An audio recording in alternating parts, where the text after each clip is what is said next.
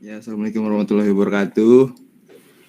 Waalaikumsalam warahmatullahi wabarakatuh. Pagi. Waalaikumsalam, Riza. Ya, selamat pagi. Saya dari kelompok 1 ingin mempresentasikan tentang materi logika. Iya. Saya selaku moderator di sini, Muhammad Yogi Riza, ingin memperkenalkan teman-teman saya yang akan membacakan presentasi. Yang pertama ada Diel, Farel, Irma, Mia, Beranti, Mario, Ridwan, Samuel. Oke. Ya, untuk pembaca materi pertama, Mia, silakan dibaca.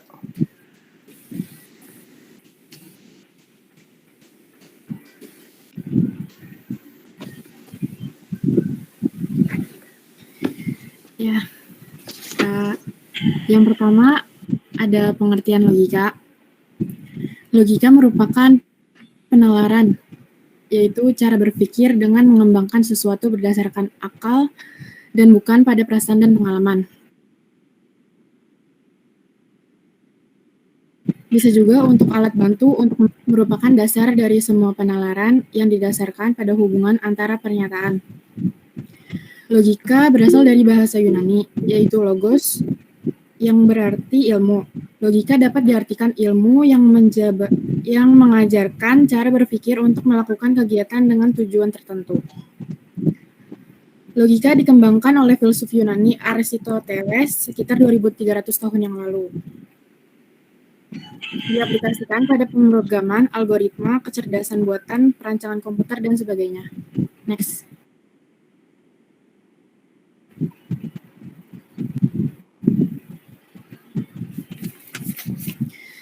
Yang kedua ada proposisi.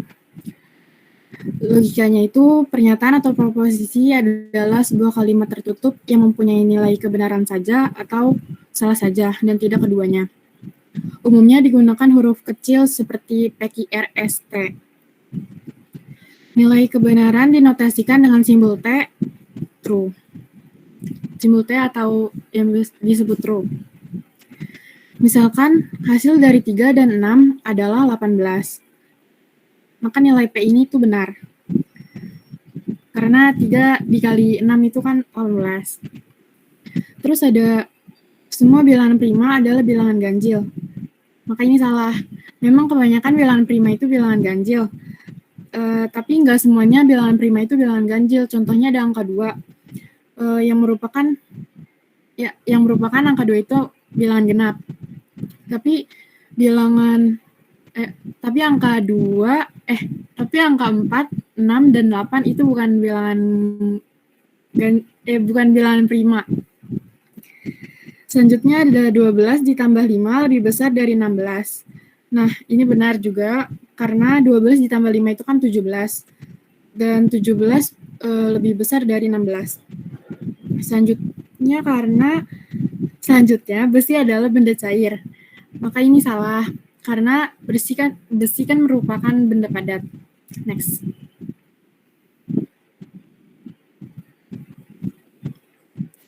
Bukan proposisi atau pernyataan, tapi bukan proposisi. Misalnya, capek deh. Ini bukan proposisi karena kalimat ini nggak ada nilainya. Terus ini, X kuadrat min 5X plus 4 lebih besar dari 0. Ini juga bukan proposisi karena nilai X-nya belum diketahui nilainya. Terus ada A plus B lebih besar sama dengan 5. Ini juga bukan proposisi karena nggak jelas apa yang A atau apa yang B. Next.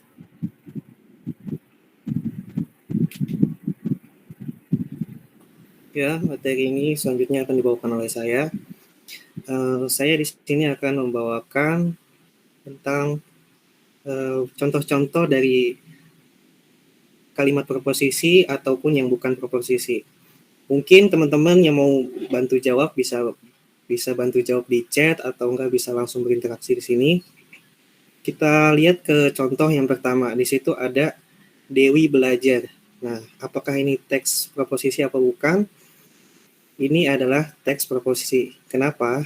Karena di sini dinyatakan bahwa Dewi itu lagi belajar atau sedang belajar gitu ya. Dan di situ memenuhi syarat yang pertama tadi, yaitu proposisi sebagai pendeklarasian atau pernyataan. Yang menyatakan kalimat tersebut adalah deklaratif. Lalu kita lanjut ke contoh yang kedua. Di situ ada Budi adalah seorang mahasiswa yang pandai pada mata kuliah matematika diskrit. Nah, di situ termasuk kalimat proposisi karena jelas di situ Budi dinyatakan sebagai mahasiswa yang pandai pada mata kuliah matematika diskrit. Nah, kita lanjut ke contoh yang ketiga. Angka 13 adalah angka sial. Nah, ini bukan kalimat proposisi. Kenapa? Karena ini angka sial di sini belum jelas ya maknanya. Maksudnya dalam arti tidak ada makna yang jelas di situ. Tetapi kalau misalkan kita ganti angka sial itu dengan kayak angka ganjil, angka 13 adalah angka ganjil misalkan, maka dia di situ mempunyai nilai kebenaran, yaitu benar gitu kan. Tetapi kalau misalkan kita ganti, angka 13 adalah angka genap, nah itu juga termasuk proposisi, karena dia mempunyai nilai kebenaran, yaitu salah. Nah, kita lanjut lagi ke contoh yang keempat di situ. Itu ada kalimat Tati, cepat kerjakan tugasmu. Nah, itu bukan termasuk kalimat proposisi. Karena proposisi itu pernyataan, bukan perintah. Di situ kalimatnya adalah perintah. Tati, cepat kerjakan tugasmu. Jadi itu adalah kalimat perintah. Nah, kita lanjut lagi ke yang nomor 5. Tari, apakah Anda sudah menyelesaikan final report? Nah, itu bukan termasuk kalimat proposisi. Karena kalimat proposisi adalah kalimat pernyataan yang mempunyai nilai kebenaran dan salah.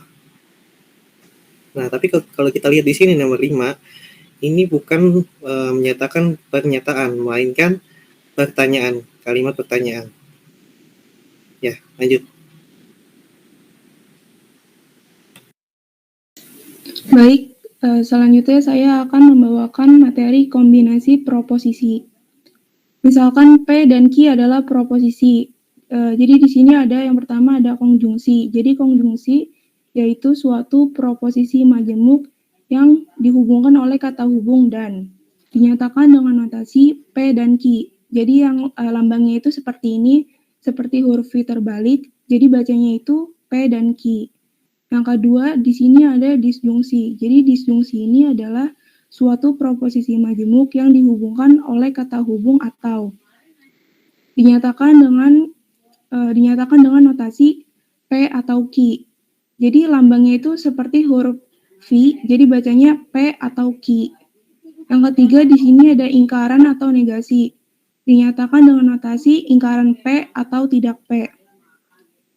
P dan Q disebut proposisi atomik. Jadi proposisi atomik adalah proposisi yang tidak dapat dipecah-pecah menjadi proposisi lagi.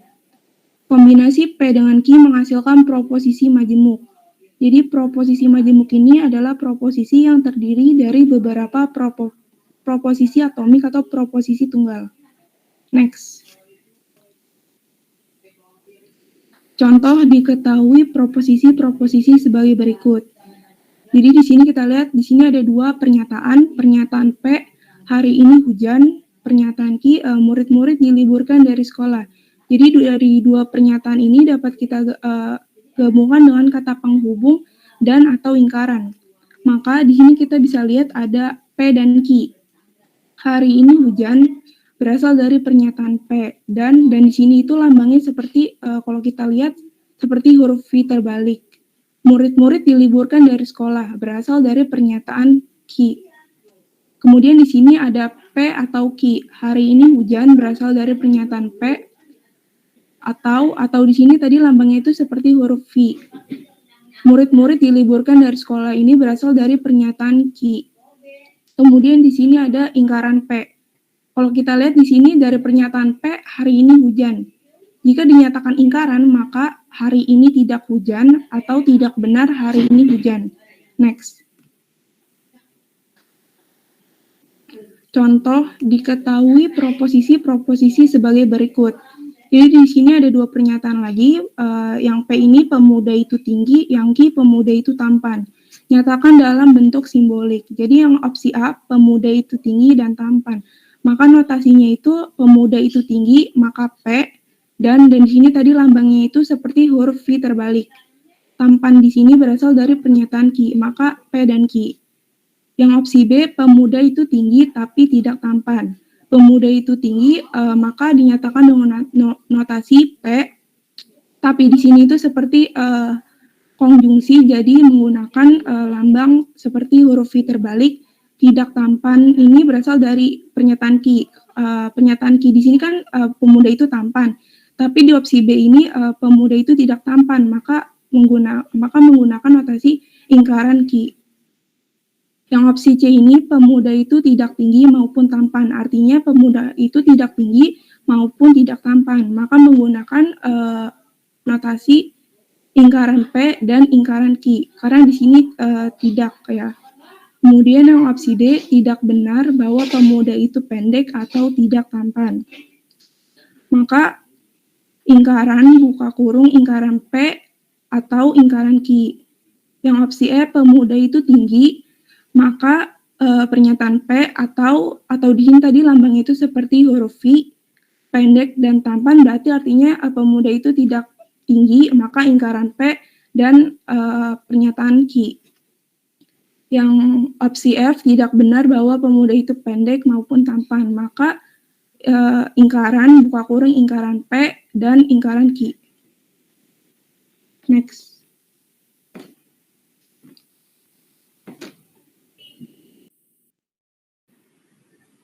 Selanjutnya. Ya, di sini.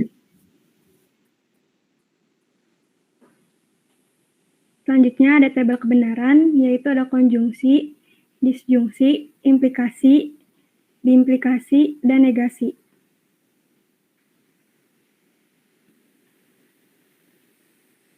Yang pertama ada konjungsi, yaitu logika dan dengan lambang V kebalik. Dia konjungsi akan bernilai benar jika pernyataan P dan pernyataan Q keduanya benar. Contohnya pada tabel pertama, pernyataan P true, pernyataan Q true, dan menghasilkan nilai true. Selain itu, pernyataan P dan Q benar dan pernyataan Q-nya false, maka dia akan menghasilkan false. Pernyataan P-nya false dan pernyataan Q-nya true, maka akan menghasilkan false. Pernyataan P-nya false, pernyataan Q-nya false, maka akan menghasilkan false.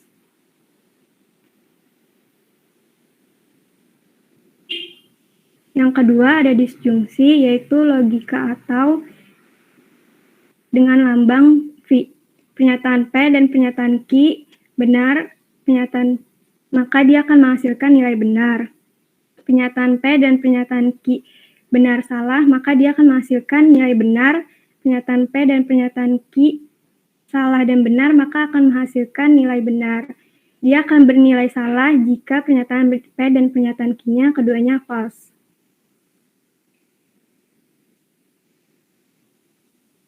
Yang ketiga ada implikasi, yaitu logika jika maka dengan lambang panah ke kanan. Dia akan bernilai false jika pernyataan P-nya itu true dan pernyataan Q-nya false. Maka dia akan menghasilkan nilai false. Selain itu, maka dia akan bernilai true.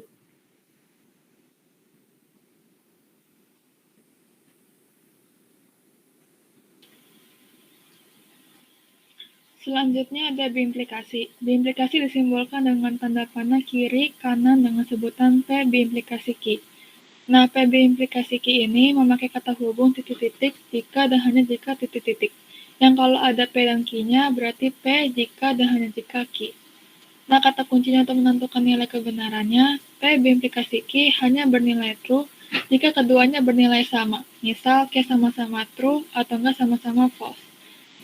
Contoh bisa dilihat di tabel. Di kondisi pertama, P dan Q sama-sama bernilai true. Nah, karena nilainya sama-sama true, jadi hasilnya true. Di kondisi yang kedua, nilai true dan false karena nggak sama nilainya, jadi hasilnya false. Di yang ketiga, nilai juga nggak sama false. dan true jadi hasilnya false. Yang terakhir, karena sama-sama bernilai false, jadi hasilnya true. Yang selanjutnya ada negasi. Negasi ini cara nentuinnya tinggal dibalik aja, kayak true jadi false atau enggak false jadi true.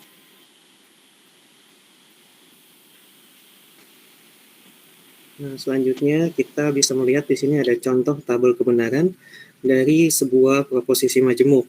Di sini kita punya 7 kolom ya. Di situ ada tabel P, Q, R, P dan Q, negasi Q dan R, P dan Q atau negasi Q dan R. Nah, kita lihat di situ ada tabel PQR itu adalah menyatakan sebuah pernyataan-pernyataan yang ada. Nah, kita masuk ke tabel yang keempat yaitu P dan Q.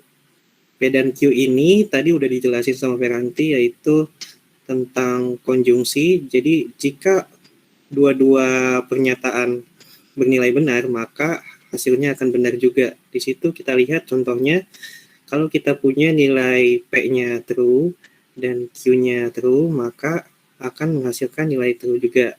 Tetapi jika salah satu nilai bernilai salah, maka akan P dan Q-nya akan bernilai salah juga. Kita lihat di situ contoh yang di kolom di baris ketiga di situ ada true dan false.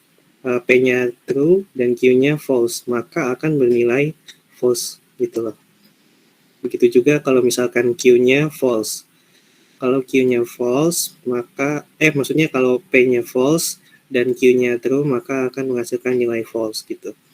Kita lanjut ke tabel yang kelima, di situ ada negasi Q. Negasi Q itu maksudnya adalah kebalikan pernyataan dari pernyataan Q. Kalau kita punya nilai di situ Q-nya adalah true, maka kebalikannya adalah false. Tapi kalau misalkan kita punya nilai Q-nya false, maka kebalikannya adalah true gitu. Kita lanjut lagi ke tabel yang selanjutnya. Di situ ada tabel negasi Q dan R. Berarti gabungan dari pernyataan yang di tabel kelima, di situ yang negasi Q sama yang R. Nah, kalau dan tadi kan jika dua pernyataan itu benar, maka kalau kita punya dua pernyataannya salah, berarti nilainya salah. Kalau kita punya nilai dua-duanya true, maka akan menghasilkan nilai true juga. Tapi kalau misalkan salah satunya salah, maka akan menghasilkan nilai false. Nah, kita lihat lagi ke tabel yang selanjutnya. Di situ ada tabel P dan Q atau negasi Q dan R. Nah, kalau di sini ada kata atau, berarti jika salah satu pernyataan saja sudah benar, maka dia akan menghasilkan nilai benar. Nah, di situ diambilnya dari tabel yang keempat sama tabel yang keenam. Itu ada tabel P dan Q dan negasi Q dan R. Nah, jika kita punya tabel P dan Q-nya itu true, terus negasi Q dan R-nya itu false, maka itu akan bernilai benar. Karena kita pakai simbol atau di situ. Jadi kalau atau itu jika salah satunya bernilai benar, maka dia akan bernilai true gitu loh. Nah, lanjut.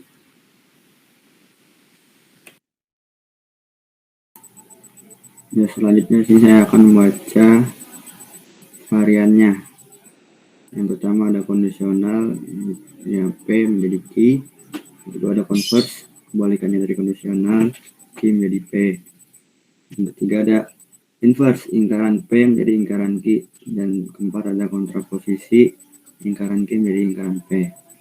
Contohnya, tentukan converse, inverse, dan kontraposisi dari jika Amir mempunyai mobil, maka ia orang kaya. Yang P-nya, Amir mempunyai mobil, dan Q-nya ia atau Amir orang kaya. Penyelesaiannya, pertama converse. Jika Amir orang kaya, ini pernyataan dari Q, maka yang mempunyai mobil, itu pernyataan dari P. Yang kedua ada inverse, jika Amir tidak mempunyai mobil, maka ia bukan orang kaya. Itu ingkaran P dan ingkaran Q. Yang terakhir ada kontraposisi, jika Amir bukan orang kaya, maka ia tidak mempunyai mobil. Itu dari ingkaran Q dan ingkaran P. Selanjutnya,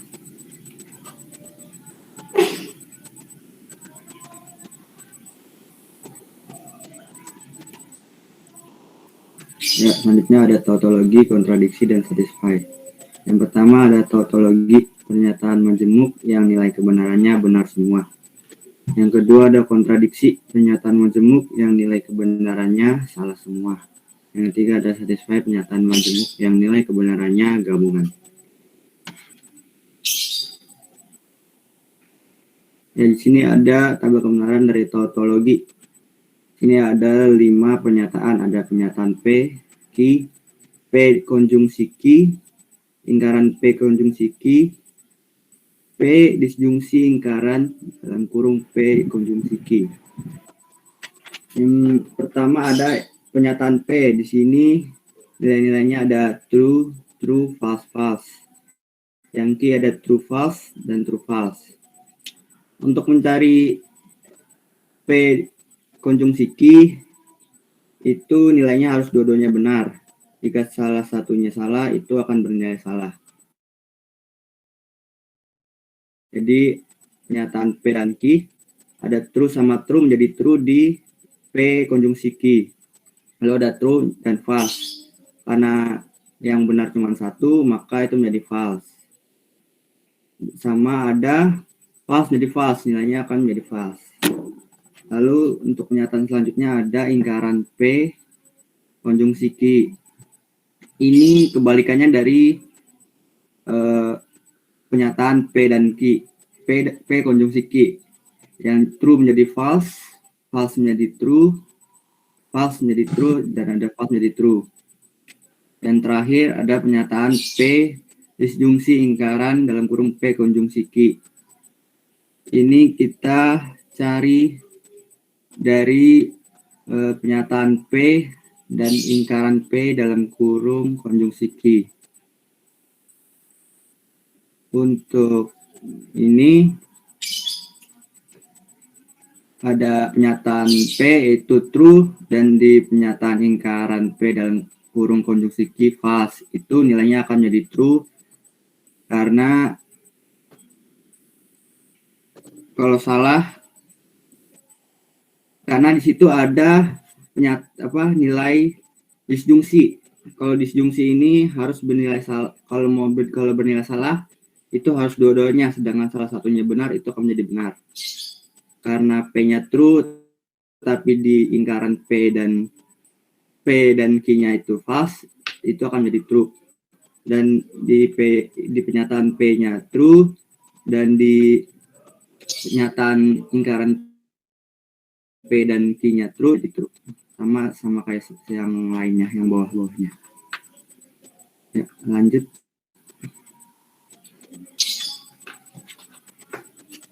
Nah, di sini ada tabel kontradiksi. Kontradiksi ini kebalikannya dari tabel tautologi tadi, karena di nilai kebenarannya salah semua. Kita langsung aja di pernyataan P disjungsi Q. Karena P konjungsi Q-nya sama seperti tadi tabel di atas tadi. Untuk pernyataan P disjungsi Q ini itu akan bernilai benar, akan bernilai salah jika dua-duanya benar, sedangkan salah satu benar itu akan menjadi benar.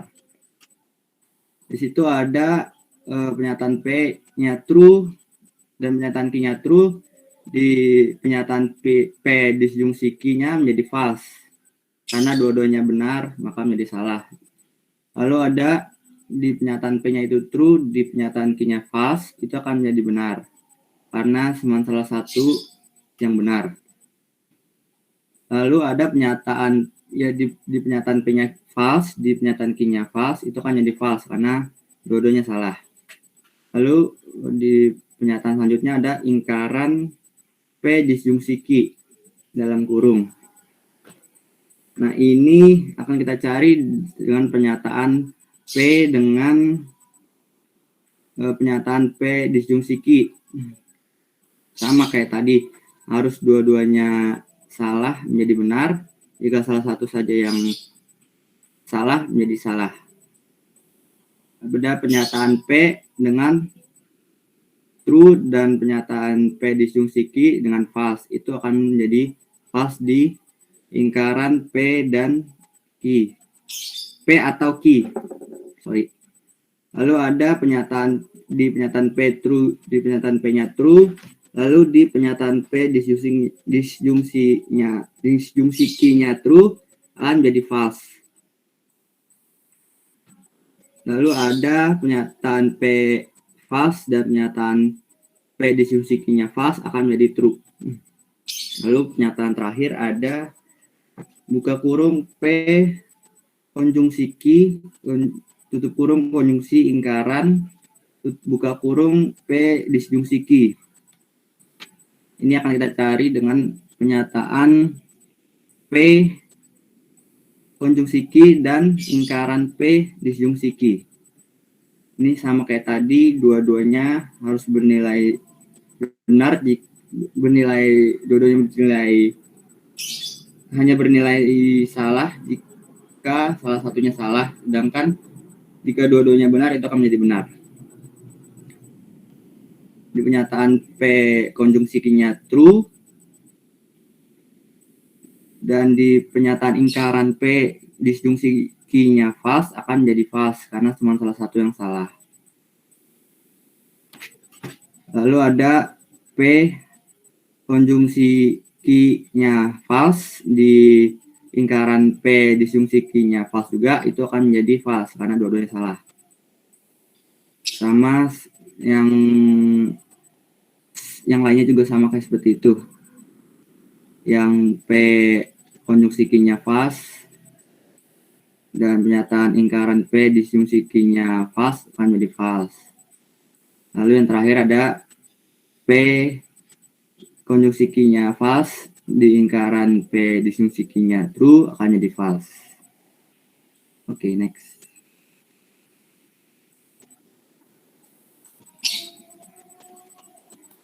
Ya baik, selanjutnya akan saya jelaskan. Selanjutnya yaitu aplikasi pada rangkaian. Yang pertama, pengaplikasian rangkaian pada paralel, yaitu P atau Q, maka nilai arus akan mengalir ke titik B jika salah satu dari P atau Q on. Yang kedua, pada rangkaian seri P dan Q, maka arus akan mengalir ke titik D jika P dan Q keduanya on. Next. Ekivalensi logis. Ekivalensi logis itu dua proposisi P dengan nilai PQR dan Q PQR juga dikatakan ekivalen secara logis atau ekivalen atau sama dinotasikan oleh P nilai PQR ekivalensi dengan Q PQR jika mereka mempunyai tabel kebenaran yang sama. Next. Ini ada hukum De Morgan. Berikut ada tabelnya. Ada dua pernyataan yaitu P dan Q dengan nilai P true true false false dan nilai Q true false true false. P dan Q jika nilai P dan Q true maka P dan Q-nya nilainya true. Jika salah satu nilainya false maka P dan Q-nya itu false. Nah, yang kedua ini ada lingkaran P dan Q. Nah, lingkaran ini kebalikannya ya, atau negasi. Jadi kebalikan dari tabel ini, kolom yang P dan Q, true menjadi false, false menjadi truth, dan false menjadi truth, false jadi truth. Nah, ini juga lingkaran P. Lingkaran P kebalikan atau negasi dari nilai yang ini kolom pertama P. True menjadi false, true menjadi false, false menjadi true, dan false menjadi truth. Nah, ini yang kolom ke-6 lingkaran Q. Ini kebalikannya juga dari kolom kedua yang Q. True menjadi false, false menjadi truth, truth menjadi false, dan false menjadi truth. Nah, ini kolom yang terakhir, ingkaran P atau ingkaran Q. Nah, ini dicarinya jadi dicarinya dari kolom ingkaran P dan ingkaran Q. Atau ini, jika salah satu nilainya truth, maka akan truth semua atau benar semua. Jika kedua nilainya salah, maka nilainya akan salah atau false.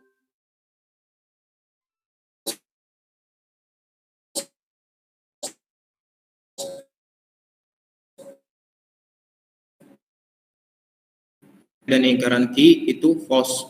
Nah, yang dimaksud dengan hukum De Morgan itu apa sih? Nah, ini nih.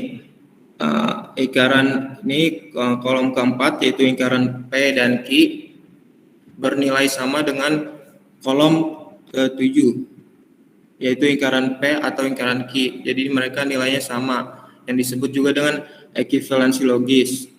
Jadi mereka nilainya sama atau ekivalensi. Jadi bisa dibilang ingkaran P atau Q ekivalensi dengan ingkaran P atau ingkaran Q. Dan hukum De Morgan lainnya juga bisa seperti ingkaran P atau Q ekivalensi dengan ingkaran P dan ingkaran Q. Itu yang dimaksud dengan hukum De Morgan. Ya. Selanjutnya,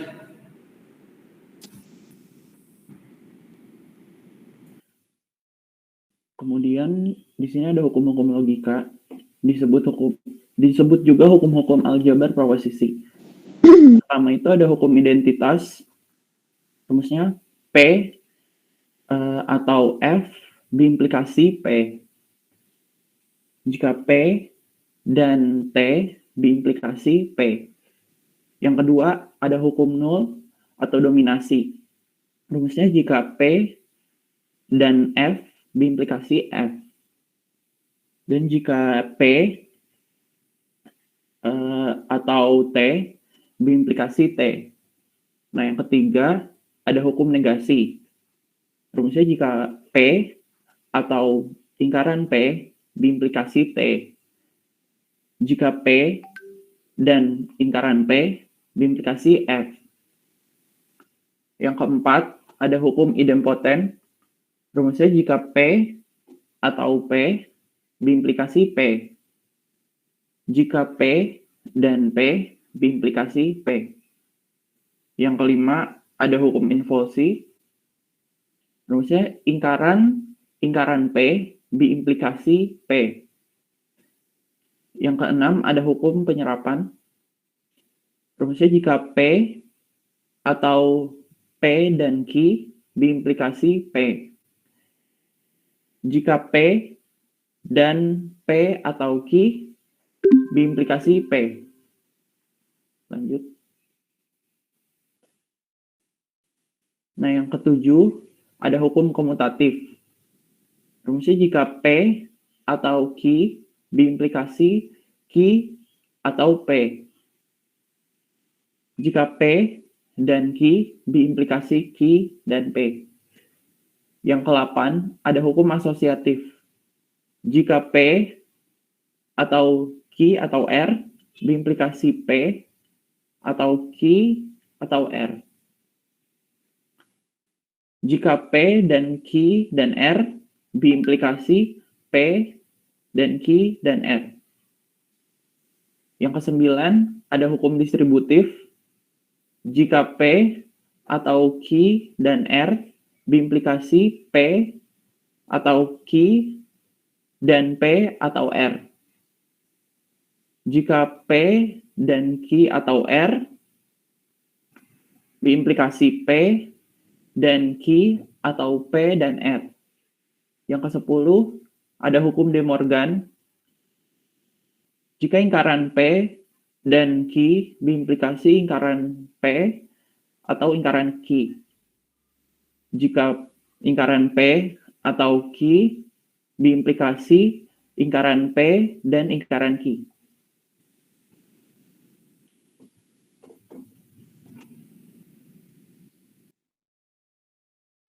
Ya, terima kasih. Di sini ada sesi tanya jawab ya. Kalau ada yang ingin ditanyakan, silakan bertanya. Kesimpulannya aja. Belum, pertanyaan dulu. Yuk, silakan teman-teman, ada yang mau ditanyakan tidak? Kalau tidak, Atau saya ada akhiri. yang menanggapi, mungkin ada yang menanggapi. Saya mau nanya dong. Atau mungkin saran-saran. Ya, silakan. Ini di Namanya bagian siapa namanya? Psycholipno. Iya, siapa? Sebentar. Ini di bagian yang tautologi kontradiksi sama satisfy ya itu ya benar. Betul. Di sini kan cuma ada contoh-contoh yang kayak tabel-tabel doang gitu ya.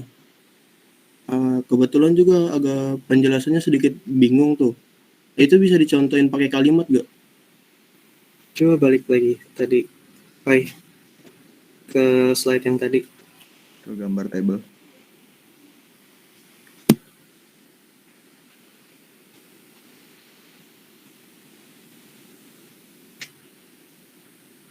Tadi. Itu tadi yang tautologi itu tuh. Kanan lagi. Nah, di situ tuh itu kan cuma ada penjelasan sama setelahnya kan cuma tabel-tabel, itu bisa dicontohin pakai sebuah kalimat yang kayak sebelum-sebelumnya gitu.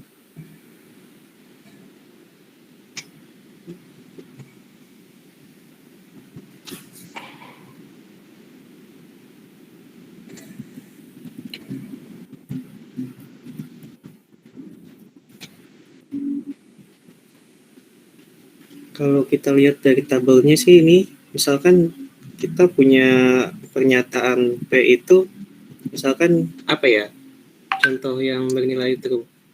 Kayak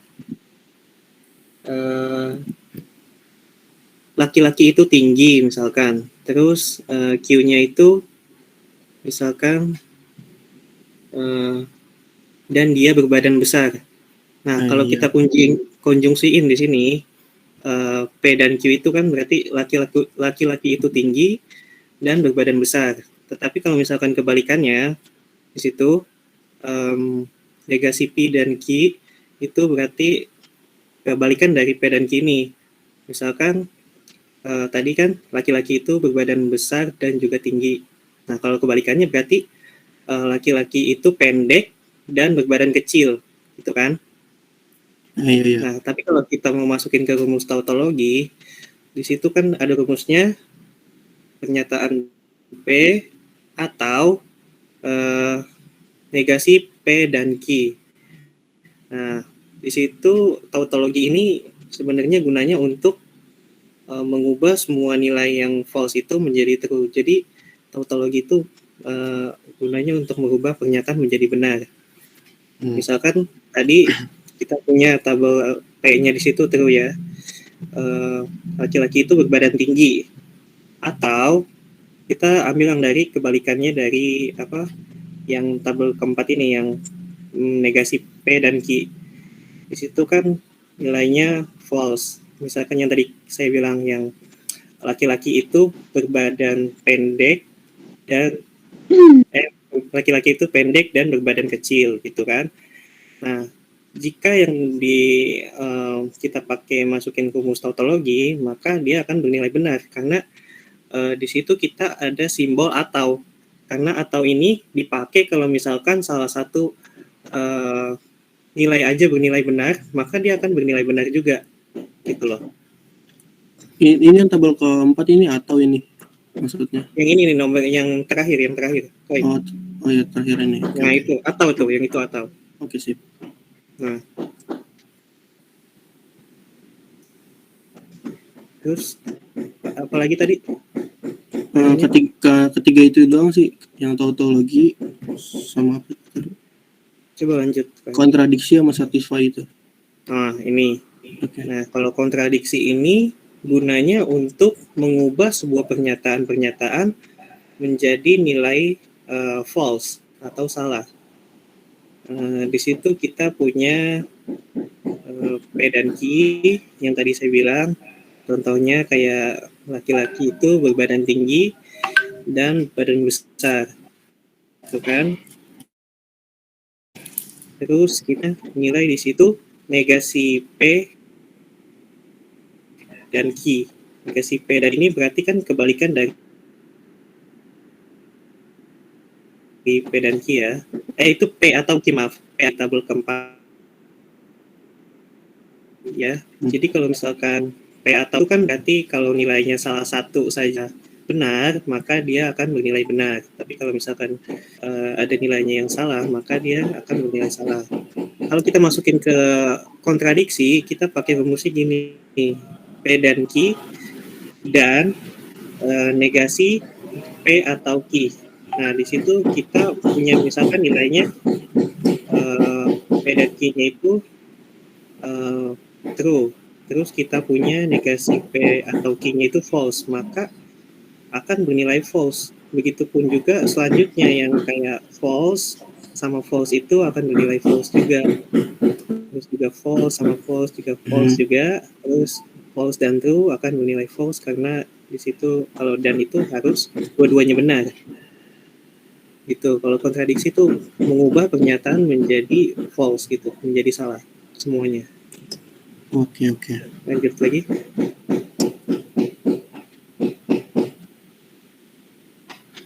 Tadi kelewat kan kayaknya. Yang satisfy. Oh, nggak ada satisfy ya? Nggak ada. Tabelnya nggak ada. Ya, satisfy itu nggak ada. Contohnya nggak ada. Satisfy nggak ada tabelnya ya? Nggak ada. Nggak ada tabelnya di situ. Terus gimana? Tadi pernyataannya satisfy tadi apa? Pernyataan majemuk yang nilai kebenarannya gabungan. Itu. Iya. Berarti kalau satisfy itu yang kayak tadi aja sih, yang nilainya ada kata-kata dannya itu dan nilai-nilai yang pernyataan-pernyataan yang mempunyai nilai dan kayak tadi yang ada dannya gitu, itu satisfy. Nah, Kayak gimana itu sih. Contohnya agak bingung soalnya di sini tabelnya juga nggak ada ya. Iya. Kalau misalkan satisfy itu berarti pernyataan majemuk kan kayak biasa tuh tadi yang P dan Q itu kan. Iya. Terus kita misalkan mempunyai pernyataan lain kayak misalkan R dan S. Nah, kita gabungin di situ pakai simbol dan. Nah, itu berarti satisfy dia. Jadi ketika satu pernyataan digabungkan dengan pernyataan lainnya. Begitu. Oke. Udah, mungkin itu aja dari kita. Mungkin ada lagi yang mau bertanya yang lain? Ya, Adrian itu angkat tangan, silakan. Perkenalkan, nama saya Adrian. Di sini saya mau bertanya, untuk logika ini kan ada macam-macam logikanya ya. Bisa saya minta tolong jelaskan macam-macam logika dan ininya juga fungsi-fungsinya macam-macam logika itu. Logika.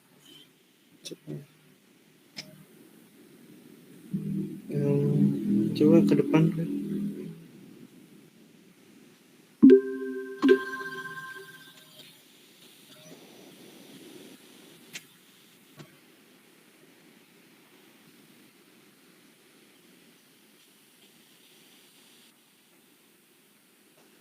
Iya. Tadi ya. Kelewat. Lagi kan. Oh, bukan. Yang kanan lagi tadi. Salah. Bukan. Kanan lagi terus. Bukan.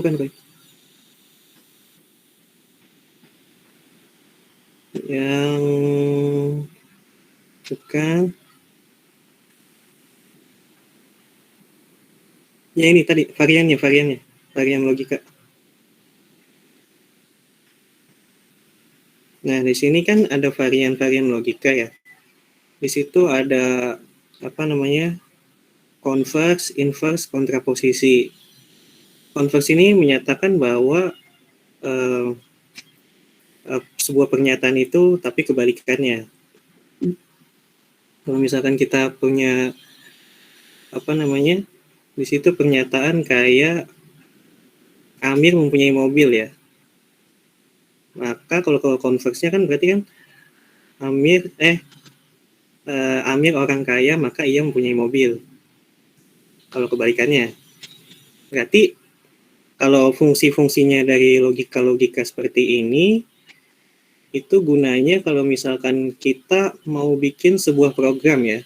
Misalkan kita mau bikin sebuah program,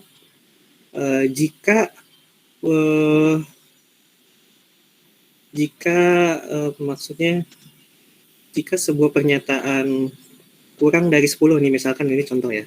Misalkan kurang dari 10, maka kita harus mencetak nilai angka 1 sampai 10. Nah, jika sebaliknya atau nilai false-nya, maka dia akan mencetak nilai selain dari angka 1 sampai 10. Nah, itu maksudnya salah satu fungsinya gitu. Dan itu masih banyak lagi fungsi-fungsi yang bisa diterapkan ya dari logika ini.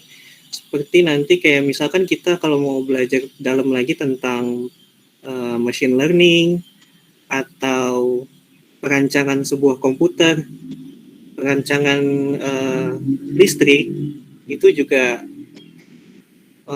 digunakan logika-logika seperti ini. Gitu sih. Oke. Kasih ya penjelasannya. Iya.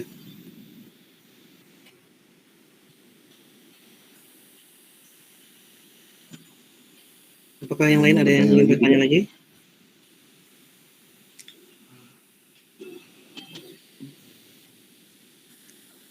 Ya, silakan yang mau bertanya. Ya, silakan, itu Taufika Hidayah. Iya, saya mau bertanya. Tadi pas di presentasinya itu ada materi disjungsi nggak? Disjungsi ada. Boleh ini nggak sih kayak ngejelasin soalnya terus sama caranya juga? Kayak contoh soal. Coba balik lagi deh. Yang lain ada yang mau bantu jawab nggak? Biar saya nggak sendirian di sini yang jawab.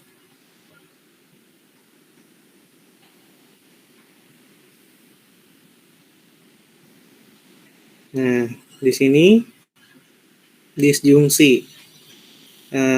Disjungsi ini maksudnya adalah jika sebuah pernyataan itu salah satunya saja sudah benar, maka dia akan bernilai benar juga. Misalkan kita punya contoh apa ya? Kita mau bikin sebuah bilangan gitu ya, sebuah bilangan. Misal kita punya P-nya pernyataan itu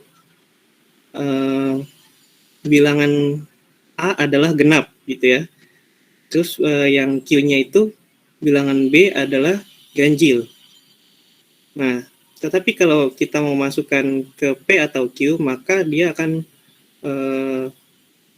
menjadi nilai sebuah bilangan dari genap maupun ganjil gitu ya. Nah, misalkan kita punya nilai P-nya itu genap dan Q-nya itu ganjil, maka kedua nilai itu akan bernilai jadi satu buah bilangan gitu. Kayak misalkan kita punya nilai P-nya 2, terus kita punya nilai Q-nya 3, maka kalau P atau Q-nya itu sebuah bilangan, maka kita masukkan 2 dan 3-nya gitu loh. Tapi kalau misalkan P-nya kita punya nilai ganjil, misalkan 1, tapi Q-nya juga terbalik gitu, misalkan yang tadinya ganjil jadi genap jadi ganjil gitu ya. Yang tadi kan Q-nya itu kan genap ya. Kita masukin nilainya di situ misalkan 2 gitu. Nah, maka di situ akan bernilai false atau salah. Karena kalau dua-duanya salah, dua pernyataan tersebut salah, maka akan menghasilkan nilai salah juga. Tapi kalau misalkan salah satunya benar, misalkan yang P-nya nih, P-nya kita punya nilai 2. Karena benar kan, berarti dia genap. Dan kita punya nilai Q-nya itu ganjil. Berarti kan kita punya nilai misalkan 5. Salah. jika kita punya nilai P-nya itu misalkan 4, berarti benar kan? Nah, kalau misalkan kita punya nilai Q-nya itu salah, misalkan 6 gitu ya, kan salah tuh. Berarti itu akan bernilai benar. Karena di situ kita pakai nilai atau. Kalau atau itu berarti kalau misalkan salah satu saja sudah benar, maka dia akan bernilai benar juga. Gitu loh. Paham nggak? Paham. Makasih atas penjelasannya. Iya, sama-sama. Apakah ada lagi yang mau menanggapi atau memberi saran atau memberikan pertanyaan? Oh ya, Anggasta tuh Anggasta.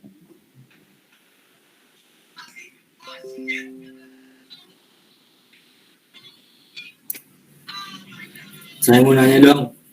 Ya, silakan Anggasta. Tadi ada materi implikasi sama biimplikasi kan ya? Iya, ada. Tadi sana nggak ada penjelasannya. Coba tolong jelasin dong sama contohnya. Tadi cuma ada tabelnya doang kalau nggak salah.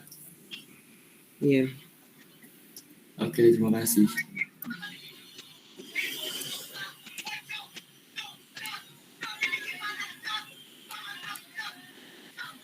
Yang lain ada yang mau bantu jawab dulu nggak? Ziel mungkin? Atau siapa tadi? Feranti? Atau enggak Riza? Atau Koi? Mau jawab ya Koi? Iya itu kasihan. Yang jawab itu mulu.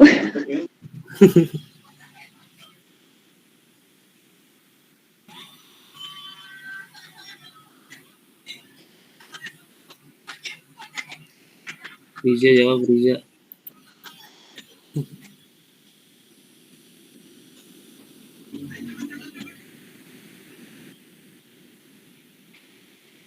Ini kalau misalkan kita lanjut ya, berarti saya yang lanjutin ya di sini.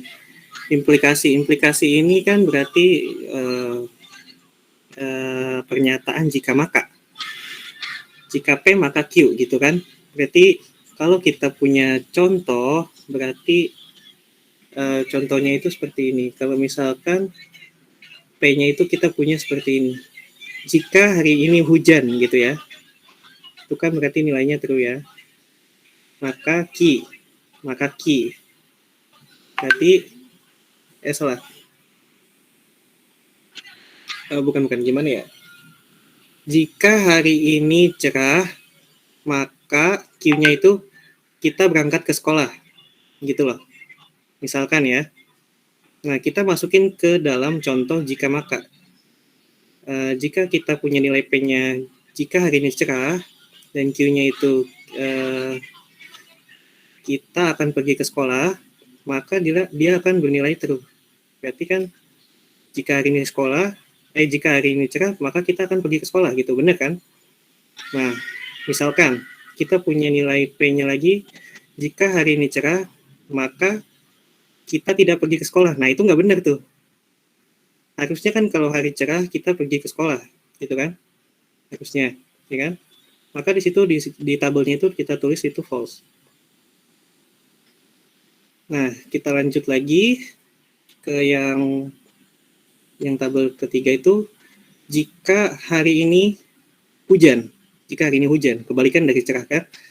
Kita masukin lagi key-nya, kita akan pergi ke sekolah. Nah, kalau misalkan kita pergi ke sekolah kan kita kan bisa pakai jas hujan gitu kan? Jadi di situ akan bernilai true juga. Gitu loh. Nah, yang ini juga yang terakhir nih kita masukin kalau misalkan jika hari ini hujan maka tidak pergi ke sekolah. Nah, itu nilainya berarti benar. Jika kita tidak sekolah maka jika hari ini hujan maka tidak sekolah gitu. Itu contoh dari implikasi. Paham? Gimana Anggasta, paham tidak?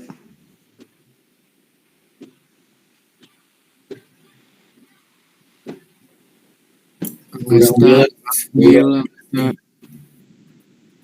Coba jelasin lagi, kurang ngerti. Gimana ya? Iya, yang lebih apa ya, lebih jelas gitu pernyataannya. Mungkin apa lagi ya? Mungkin diminta untuk pengertiannya ya. Jadi pengertiannya biar kita tahu tujuan, fungsinya, implikasi itu buat apa gitu. Oh gitu ya. Jadi maksudnya implikasi ini ya. Jadi untuk menyatakan sebuah pernyataan, nggak usah ditulis juga kali, kita kepanjangan di situ. Jadi fungsinya itu kalau kita punya nilainya benar, P-nya, terus Q-nya salah, maka nilai tersebut akan bernilai salah gitu loh. Kayak misalkan tadi, kalau kita misalkan hari ini cerah, tetapi si anak ini nggak sekolah, berarti dia salah dong melakukan hal itu, gitu loh. Nah, itu contoh dari implikasi. Terus kalau misalkan kita punya pernyataannya terbalik, kayak misalkan P-nya tadi salah, tapi Q-nya benar, maka itu akan bernilai benar, gitu loh. Kayak misalkan tadi kan jika hari ini hujan, maka kita tetap pergi ke sekolah, gitu loh. Itu akan bernilai benar, gitu loh. Terus kalau misalkan false dua-duanya, ini akan bernilai benar juga. Karena kalau misalkan kita nggak hujan, kita nggak pergi sekolah dong. Bener dong? Mungkin yang lain ada mau bantu menanggapi gitu? Biar saya nggak. Silakan teman satu kelompok yang mau menambahkan ya. Iya. Mungkin pernyataan saya kurang jelas gitu, bisa ditambahkan oleh yang lainnya. Gue mau ini dong, nambahin yang satisfy. Satisfy. Ya. Silakan. Bentar. Coba Koi geser dulu yang ke satisfy. Terus coba yang tadi dah buka itu slide 16. Slide 16. Satisfy. Slide 16 Roy, coba Roy. Mundur.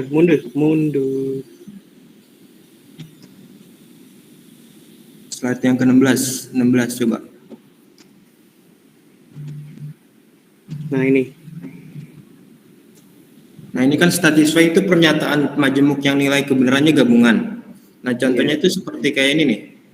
Coba Roy buka ini Roy, contoh tabel kebenaran dari prosesi majemuk yang slide ke-16. Slide 16. Sebelumnya Roy, Mundur Roy. Nah ini. Nah yang dimaksud dengan satisfy itu nih loh, yang kolom ini terakhir, kolom ke-7. Nah ini kan nilainya ada true dan false kan, jadi true, false. Nah ini tuh yang disebut dengan satisfy. Iya seperti itu. Jadi ada dua pernyataan. Nilainya tuh gabungan, ada nilai truth dan nilai false. Itu yang disebut dengan apa? Satisfy. Jadi nilainya tuh gabungan, ada truth dan false. Itu aja sih. Jadi enggak, kalau tautologi kan tadi kan benar semua, kalau kontradiksi salah semua. Jadi kalau satisfy itu mempunyai dua nilai gitu loh, true dan false gitu. Ya gitu sih. Yang dimaksud dengan satisfy.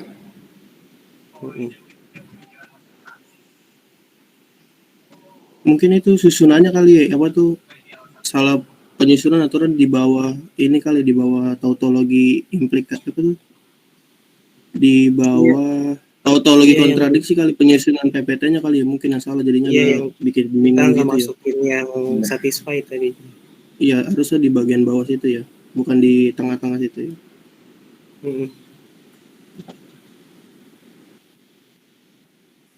Ini kita selanjutnya ada sesi tanya jawab lagi, apa langsung ke tambahan dan tanggapan mungkin?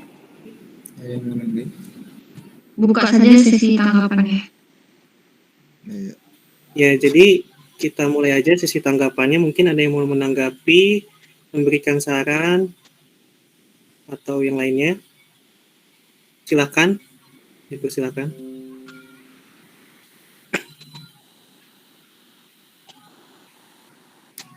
yaitu Muhammad Asrafil Nadib. Iya, saya Silakan. Nadib. Coba ke yang implikasi tadi saya mau memperjelas saja coba. Sebutkan Ya, nama silakan. DM-nya. Muhammad Asrafil Nadib, Bu. Ke yang implikasi coba bisa minta tolong. Coba yang Roy, ke implikasi Roy. Mungkin tadi pernyataan saya kurang jelas, bisa dijelaskan sama Muhammad Ya, Asrafil Nadib. semoga ini bisa jelas. Jadi maksudnya Iya. Q ini jika P maka Q, kita buat contohnya itu menyatakan hari Senin, Q-nya itu Adi memakai topi.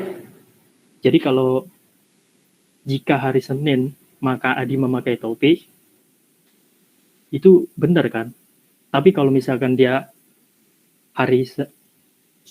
jika hari Senin tapi dia nggak memakai topi, itu salah. Karena diharuskan hari Senin itu diharuskan memakai topi. Mungkin maksudnya ini dalam konteks upacara ya. Tapi kalau misalkan hari Senin, bukan hari Senin tapi memakai topi, ya nggak apa-apa juga sih. Dan kalau misalkan nggak hari Senin nggak memakai topi, ya benar juga, nggak apa juga. Gitu sih. Bisa lebih jelas nggak? Oh, itu sudah jelas belum maksudnya?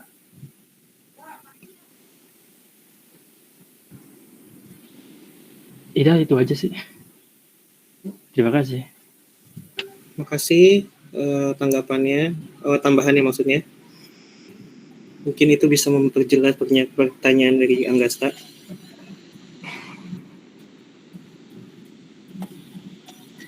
Apakah ada lagi?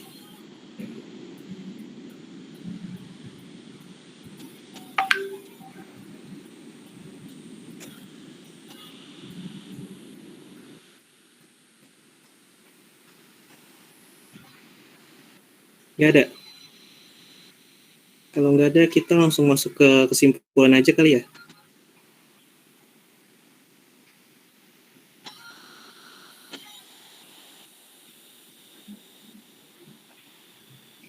Apakah ada tambahan lagi? Kalau tidak ada langsung saja. Iya. Langsung aja. Bisa, silakan kesimpulan. Untuk materi tadi, kesimpulannya adalah materi logika ini sangat penting untuk kita pelajari karena pengaplikasiannya bisa kita terapkan dalam pembuatan aplikasi-aplikasi yang sederhana maupun yang rumit. Jadi itu aja kesimpulannya. Mungkin itu aja yang bisa kita sampaikan dari kelompok kita. Kurang lebihnya mohon maaf jika ada kekurangan.